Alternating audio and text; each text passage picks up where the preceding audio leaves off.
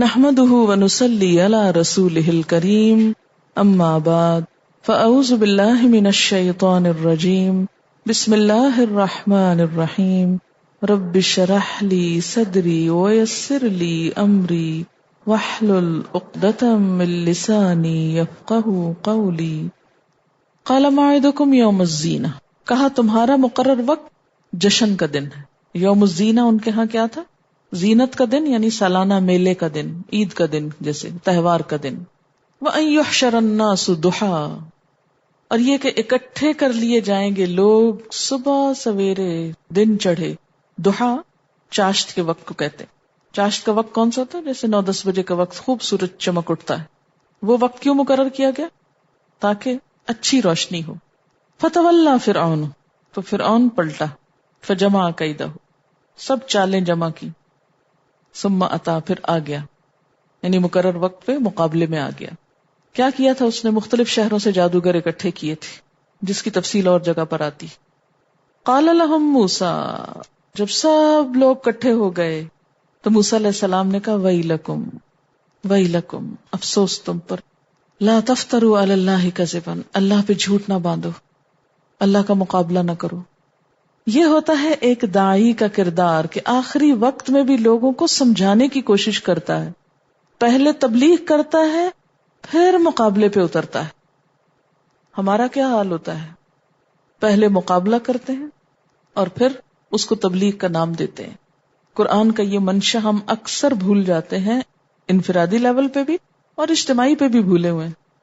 جن قوموں کو ہم اپنا دشمن سمجھتے ہیں، کیا ہم ان کے سامنے تبلیغ کا حق ادا کر چکے؟ آپ صلی اللہ علیہ وسلم نے مکہ والوں کے خلاف جنگ کب کی تھی؟ جب تبلیغ کا حق ادا کر دیا تھا اور ان میں کوئی خیر نہیں بچا تھا اور کوئی بات وہ ماننے کو تیار نہ تھے۔ پھر جہاد کا مرحلہ آتا ہے۔ تو کسی بھی قوم کے خلاف جنگ سے پہلے کیا فرض آتا ہے؟ کیا کرے؟ تبلیغ۔ موسیٰ علیہ السلام عین مقابلے کے وقت کہ جب سمجھے فوجیں آمنے سامنے کھڑی ہیں ایک طرح سے، آپ کے پاس تو فوج کوئی نہیں تھی، ایک عصا اور ید بیضاء تھا، لیکن اپوزٹ سائڈ پہ کیا تھا؟ سب لوگ جمع ہیں۔ کہتے دیکھو اب بھی سوچ لو، میں اللہ کا پیغامبر ہوں، اللہ پہ جھوٹ نہ گڑو، یہ سب مقابلہ کس لیے کر رہے ہو؟ فَيُسْحِتَكُمْ بِعَذَابٍ، وہ فنا کر دے گا تم کو عذاب سے۔ این اس وقت جب کہ آپ کو پتا تھا آپ سچے ہیں اور آپ کے پاس جو قوت ہے وہ اس سب کو نگل جائے گی اور یہ سب ہار جائیں گے، اس کے باوجود وہ تبلیغ کر رہے ہیں، اس کے باوجود بات سمجھا رہے ہیں، یعنی خیر خواہی آخری دم تک، لاسٹ مومنٹ تک، کہ کہیں ان کی پکڑ نہ ہو جائے۔ کیونکہ آپ کو پتا ہے نا، جب پیغمبر کا معجزہ آ جائے تو پھر قوم بچا نہیں کرتی، پھر تباہی آتی ہے۔ اس لیے بھی وہ خاص طور پر اس موقع پہ تبلیغ کر رہے ہیں۔ وَقَدْ خَابَ مَنِ افْتَرَى، اور تحقیق ناکام ہو گیا جس نے جھوٹ گھڑا۔ وہ کامیاب نہیں ہو سکتا جو جھوٹ گھڑے، جو غلط بات کرے۔ ہمیں تو یہ لگتا ہے نا کہ جھوٹ بولنے سے وقتی طور پر کیا ہوتا ہے؟ کامیابی، لیکن اللہ کے ہاں کوئی کامیابی نہیں اس کی۔ فَتَنَازَعُوا، یہ بات سن کے وہ آپس میں جھگڑنے لگے، امرہم، اپنے معاملے میں، اپنے فیصلے پہ، بینہم، آپس میں، وَأَسَرُّوا النَّجْوَىٰ، اور آپس میں چپکے چپکے باتیں کرنے لگے، سب وسپر کرنے لگے۔ کون؟ جادوگر، کہ اچھا اب کریں کہ نہ کریں۔ لیکن اب انا کا مسئلہ تھا نا، میدان میں آ کے اب پلٹیں؟ اب تو اگر ہم جھوٹے بھی ہیں تو نہیں پلٹیں گے، اب تو بس جو ہونا ہے ہو جائے۔ یہ چیز انسان کو، انا جو ہے نا، یہ انسان کو بڑا نقصان دیتی، حق کو قبول نہیں کرنے دیتی۔ لو اب لوگ کہیں گے کہ دیکھا پہلے تو بڑے آ گئے تھے اور اب واپس جا رہے ہیں۔ ہم سب بھی اپنی زندگیوں میں غور کریں، کتنی ہی چیزیں ایسی ہوتی ہیں جن کا حق ہونا ہم پہ واضح ہو جاتا ہے اور ہم صرف اس لیے اس کو قبول نہیں کرتے کہ لوگ کیا کہیں گے، کیا سوچیں گے لوگ۔ انا کا مسئلہ بن جاتا ہے، ذات کا مسئلہ، تکبر۔ قالوا، پھر ڈٹائی سے کہنے لگے، ان ھذان لساحران یقیناً یہ دونوں جادوگر ہیں. ان کا معنی میں نے یقیناً کیوں کیا ہے، وجہ بتائیے. ان کے بعد لساہرانے آ رہا ہے. یقیناً یہ دونوں جادوگر ہیں. یریدان ان یخرجاکم، یہ دونوں چاہتے ہیں کہ تم کو نکلوا دیں. یخرج کس سے ہے؟ اخرج یخرج، تمہیں نکالنا چاہتے ہیں. یخرجاکم، اور یخرجان تھا اصل میں، ٹھیک ہے. من ارضکم، تمہاری زمین سے، تمہارے وطن سے. بسحرہما، اپنے جادو کے بل پر تمہیں بے دخل کرنا چاہتے ہیں. وَيَذْهَبَا، اور لے جانا چاہتے ہیں. بِطَرِيقَتِكُمُ الْمُثْلَى، تمہارا مثالی طریقہ، بے مثال تہذیب، تمہارا یہ تمدن، آرٹ، کلچر. مسلح اصل میں مؤنث ہے امثل کی. امثل اکبر کے وزن پر افضل التفضیل کا صیغہ ہے. کبرا، مسلح، صغرا، فعلا کا وزن ہے یہ، سب سے مثالی. وَيَذْهَبَا بِطَرِيقَتِكُمُ الْمُثْلَى، اگر موسیٰ علیہ السلام اور اس کے بھائی کی بات مان لی جائے تو نقصان کیا ہوگا؟ اب یہ جوش دلا رہے ہیں نا اپنی قوم کو، تعصب کی آگ بھڑکا رہے ہیں. اس کا نقصان کیا ہوگا کہ تمہارے یہ سارے کام اور طریقہ کار اور طریقہ زندگی، تمہارا یہ تمدن، یہ آرٹ، یہ کلچر، یہ تفریحات، یہ انٹرٹینمنٹس، یہ انجوائمنٹ کی چیزیں سب ختم ہو جائیں گی، جن کے بغیر زندگی کا کوئی لطف ہی نہیں، سب کچھ غارت ہو جائے گا. فَأَجْمِعُوا كَيْدَكُمْ، یہ نہ ہونے دینا، سب کٹھی کر لو اپنی تدبیریں ان کے مقابلے کے لیے. اب آپ دیکھیں، ایک طرف پوری قوم ہے اور ایک طرف دو لوگ ان کی نظر میں کھٹک رہے ہیں. کیوں ڈر رہے ہیں اتنا؟ سب چالیں کٹھی کرو، سب تدبیریں کٹھی کرو، سب شہروں سے آ جاؤ، سارے جادوگر کٹھے ہو جاؤ. گلٹی کانشیس ہے نا، اندر سے تو پتا ہے کہ طاقت کیا ہے. اب آپ ذرا دیکھیے ایمان کی طاقت کتنی بڑی ہوتی کہ صرف دو لوگ ایک طرف، اور وہ بھی غلام قوم کے لوگ، اور دوسری طرف خود فرعون اور پورا اس کا دربار اور پورے جادوگر اور پوری قوم. کتنا بڑا خطرہ ہے ان کو. فَأَجْمِعُوا كَيْدَكُمْ، سب تدبیریں کٹھی کرو، سب چالیں چل لو.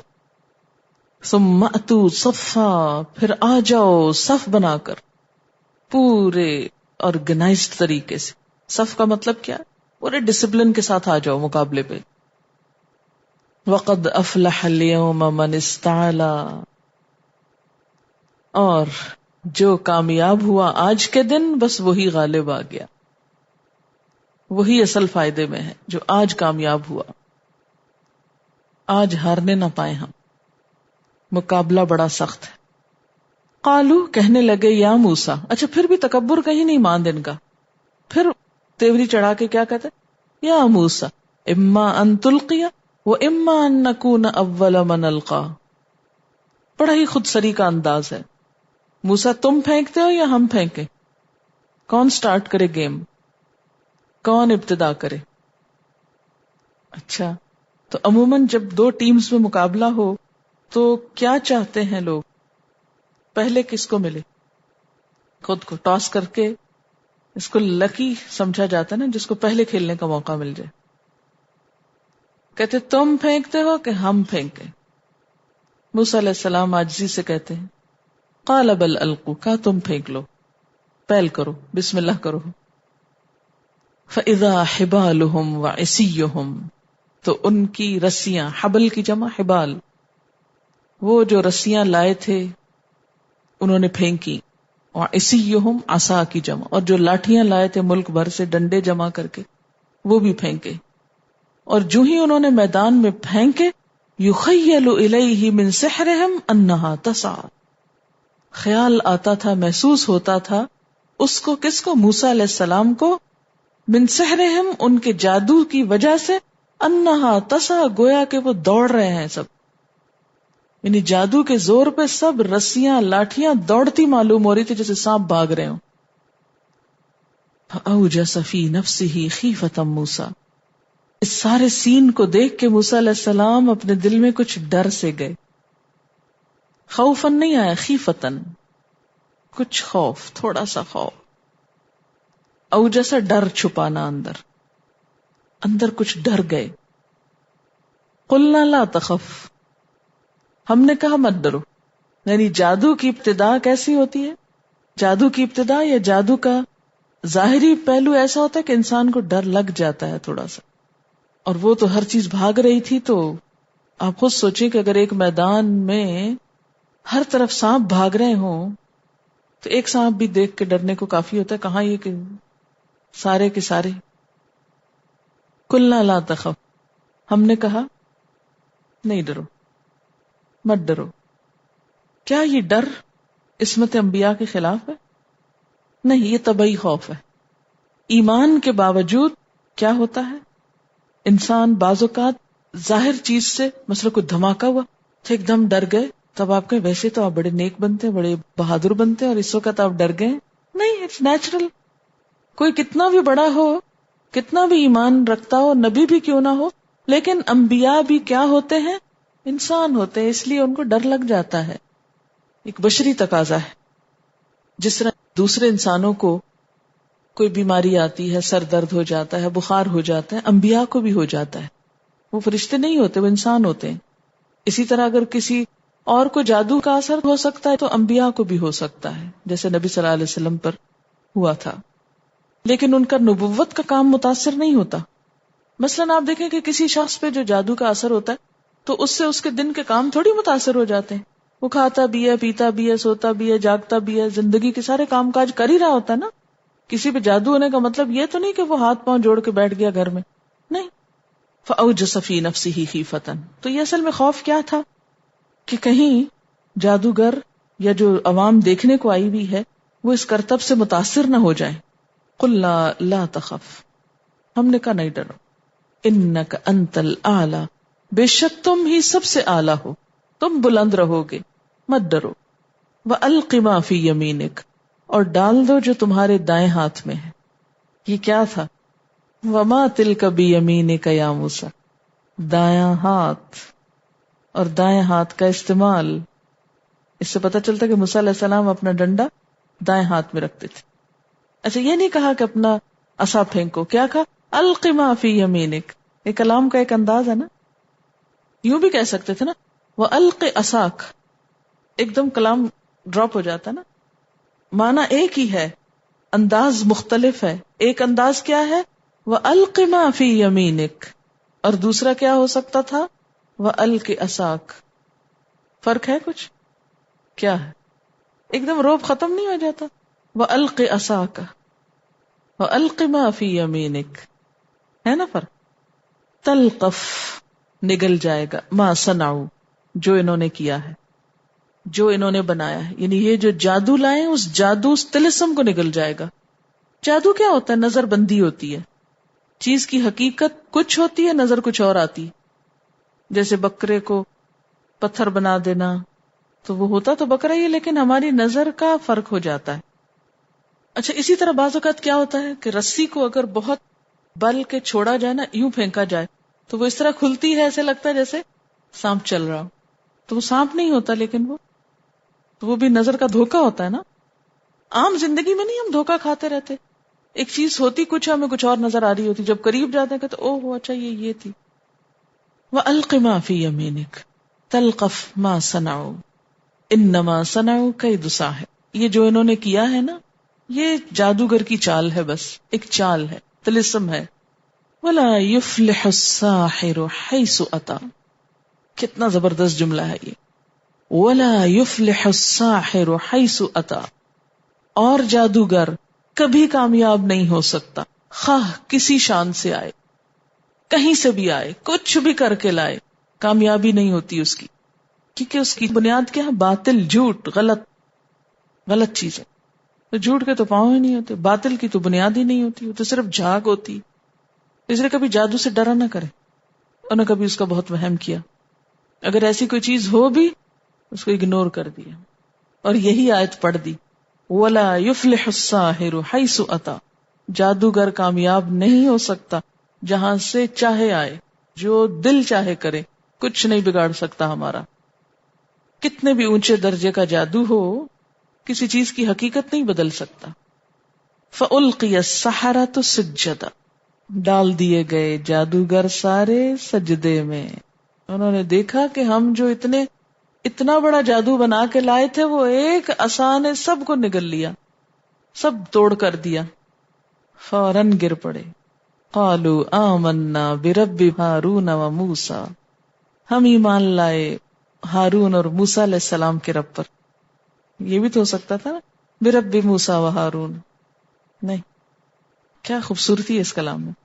قالوا آمنا برب ہارون و موسیٰ. اور اگر ہارون علیہ السلام کو پیغمبری نہ ملتی اور خالی موسیٰ ہوتے تو پھر کیسے ہوتا؟ آمنا برب موسیٰ. قال آمنتم لہ قبل ان آذن لکم. اب فرعون کی انا کو چوٹ پڑی، بولا تم ایمان لے آئے اس سے پہلے کہ میں تم کو اجازت دوں. یعنی ان کا ایمان بھی ان کی اجازت سے تھا.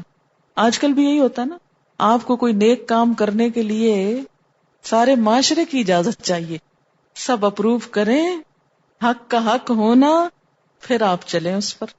جب تک وہاں سے نہ ہو تو آپ کچھ نہیں کر سکتے. آمنتم لہ قبل ان آذن لکم انہ لکبیرکم الذی علمکم السحر. یہ تمہارا بڑا ہے جس نے تم کو جادو سکھایا ہے. اب الزام پھر موسیٰ علیہ السلام پر. سیدھا کریں تو بدنام، الٹا کریں تو بدنام. پہلے کیا کہا؟ یہ جادو کے بل پہ تم کو یہاں سے نکالنا چاہتے ہیں، تمہاری تہذیب کا خاتمہ چاہتے ہیں، اور اب اسی نے تم کو بھی جادو سکھایا. یہ تمہاری ملی بھگت ہے.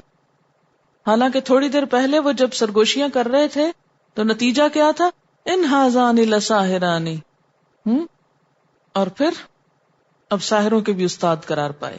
فلا اقطعن ایدیکم، ساتھ ہی دھمکی دی میں تم سب کے ہاتھ کاٹ دوں گا. اقطعن، ٹکڑے ٹکڑے کر دوں گا، خوب کاٹ دوں گا، اچھی طرح کاٹ دوں گا. ایدیکم، تمہارے ہاتھوں کو، وارجلکم، اور تمہارے پاؤں. کیسے؟ من خلاف، الٹے سیدھے، اپوزٹ ڈائریکشن سے. سیدھا ہاتھ اور الٹا پاؤں، یعنی الٹے سیدھے یا سیدھے الٹے، یعنی دونوں ایک طرف سے نہیں، ایک سیدھا اور ایک الٹا. یعنی سیدھا ہاتھ کاٹوں گا تو بایاں پاؤں، اور اگر بایاں ہاتھ کاٹا تو سیدھا پاؤں. کیوں؟ تاکہ سسک کے مرو. ورنہ اگر دونوں ایک طرف سے کاٹ دیے جائیں تو انسان مر جاتا ہے. تو اس طرح تم نہ مرو گے نہ جیو گے. سخت سزا کی طرف اشارہ ہے. وَلَا أُصَلِّبَنَّكُمْ، اور میں ضرور تم کو سولی پہ چڑھا دوں گا. یعنی پہلے ہاتھ پاؤں کاٹوں گا پھر تم کو سولی پہ لٹکاؤں گا. سلیب. فی جذوع النخل، کھجور کے درختوں کے تنے میں. جذوع جز، پیچھے کیا پڑا؟ جذع النخلۃ. پہلے سولی کیسے چڑھائی جاتی تھی کہ جیسے کھجور کا وہ تنا ہے نا سیدھا، تو اس کے ساتھ باندھ دیا جاتا تھا، یعنی تنے کے ساتھ انسان کو. وَلَتَعْلَمُنَّ، اور البتہ تم ضرور جان لو گے. اَيُّنَا أَشَدُّ عَذَابًا، ہم میں سے کون زیادہ سخت عذاب دے سکتا ہے. وَأَبْقَى، اور دیر پا. کس کا عذاب زیادہ سخت ہے اور زیادہ دیر تک رہے گا. قالوا، وہ کہنے لگے، لن نؤثرک، ہم ہرگز تجھ کو ترجیح نہ دیں گے، ہم تجھے کچھ نہیں سمجھتے، تیری کوئی حیثیت نہیں اب ہماری نگاہوں میں. نؤثرہ، ایثار بھی اسی سے، ترجیح دینا، پریفر کرنا. الا ما جاءنا من البینات، اوپر اس کے جو آ گئی ہمارے پاس نشانیوں میں سے. والذی فطرنا، اور اس ذات پر یعنی اللہ کی ذات پر ہم تجھ کو ترجیح نہیں دے سکتے.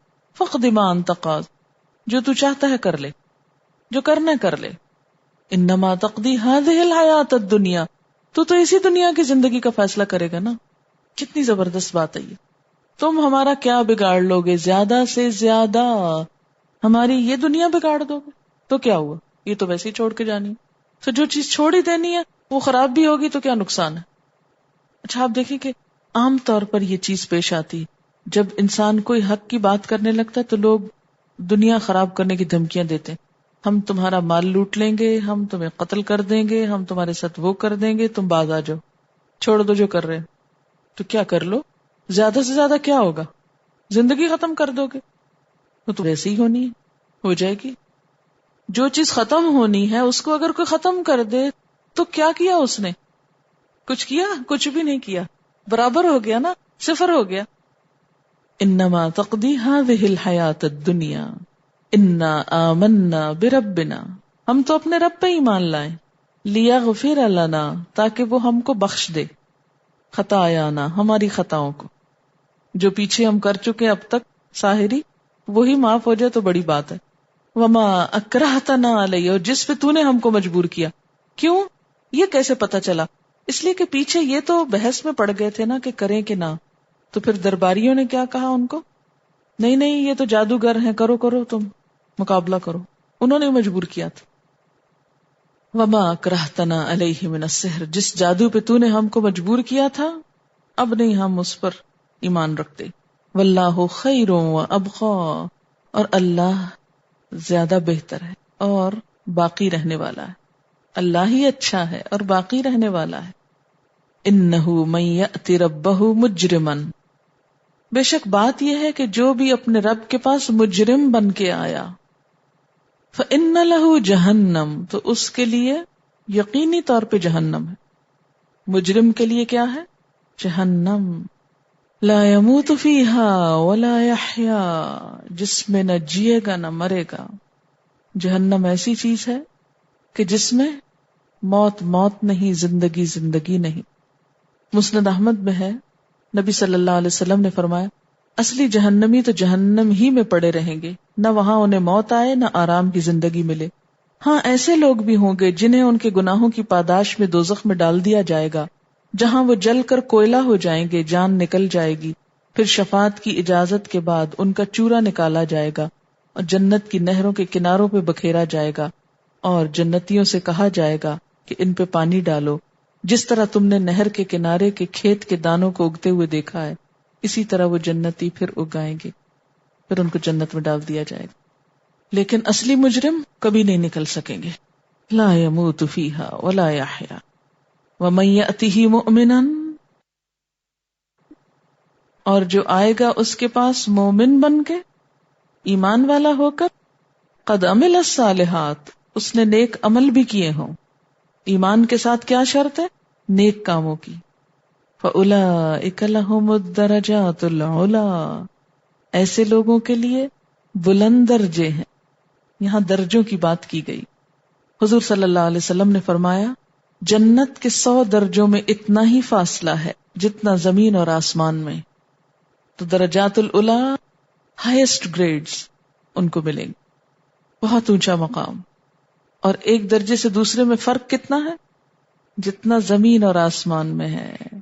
سب سے اوپر جنت الفردوس ہے، اسی سے چاروں نہریں جاری ہوتی. اس کی چھت رحمان کا عرش.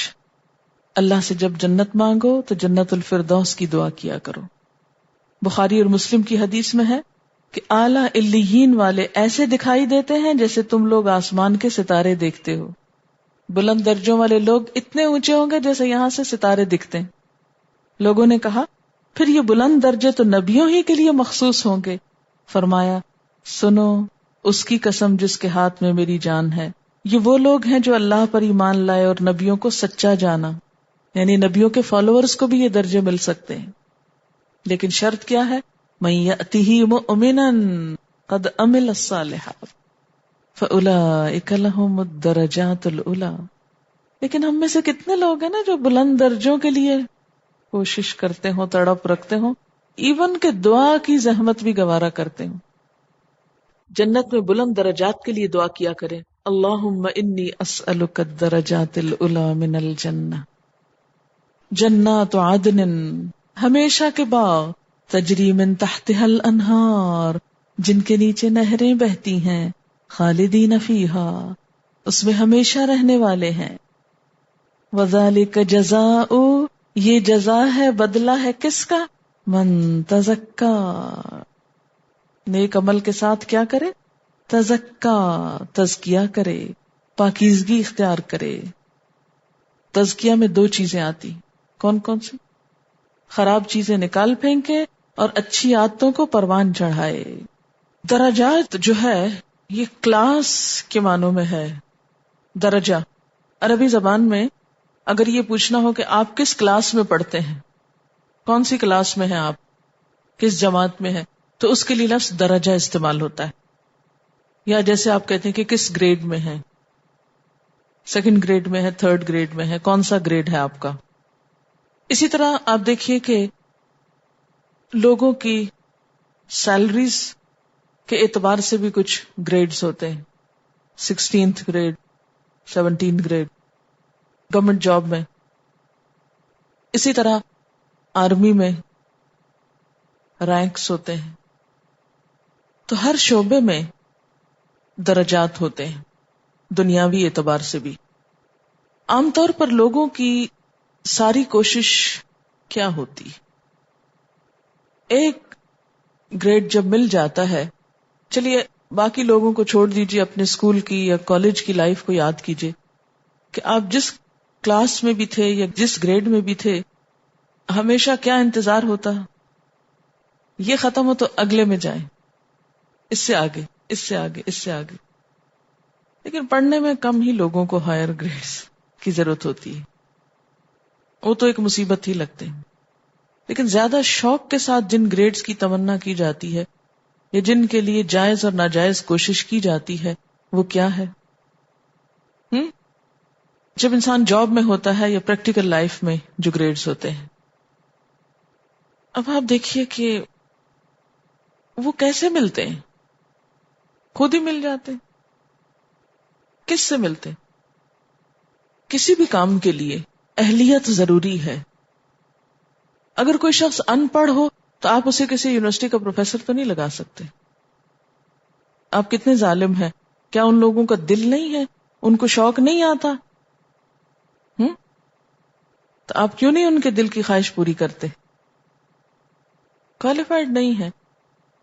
تو اسی طرح جنت میں جانے کا معاملہ بھی صرف دل پر نہیں ہے، صرف تمناؤں پر نہیں ہے، صرف خواہشات پر نہیں ہے، صرف کسی کے فیور سے کام نہیں چلے گا. اس کے لیے کیا ضروری ہے؟ الدرجات العلی کے لیے کہ اپنے آپ کو اس سٹینڈرڈ تک لایا جائے جو ریکوائرڈ ہے، اور جس تک آپ چڑھ گئے، جہاں تک جا پہنچے، وہیں آپ ٹھہر جائیں گے. مثلاً قرآن کے پڑھنے والے کے لیے کیا کہا جائے گا؟ رتل ورتقی. رتل پڑھتا جا، ورتقی چڑھتا جا، ترقی جس سے ہے نا آپ کی. اور جیسے تو دنیا میں پڑھتا تھا ویسے ہی پڑھتا جا، اور تیری آخری منزل وہ ہوگی جہاں تیرا یہ ختم ہو جائے گا.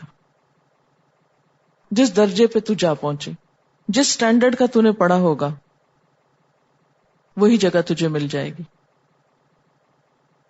تجری من تحتها الانہار، وہ اونچی جگہوں پہ پہنچ کر نیچے نہریں بہتی نظر آئیں گی، پانی کا سین ہوگا.